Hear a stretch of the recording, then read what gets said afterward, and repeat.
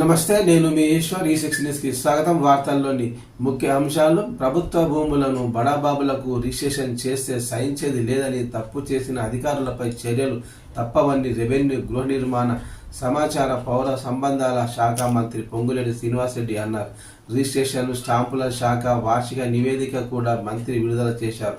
ఈ సందర్భంగా కొందరు అధికారులు పనితీరు బాగలేదని, అధికారుల పనితీరు మార్చుకోకపోతే ఎంతటి వారినైనా చర్యలు తప్పవని అన్నారు. అధికారులు మానవత్వంతో పనిచేయాలని సూచించారు.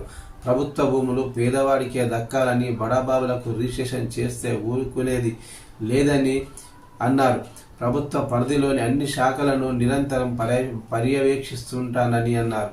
అధికారులను తలెత్తుకునేలా చేస్తానని అన్నారు. అధికారుల పదోన్నతులు, బదిలీలు విషయంలో ఎవరి ప్రమేయం లేదని, రాజకీయ నాయకుల పైరవీలతో వచ్చిన వృధా ప్రయాసే అవుతుంది అని తెలిపారు.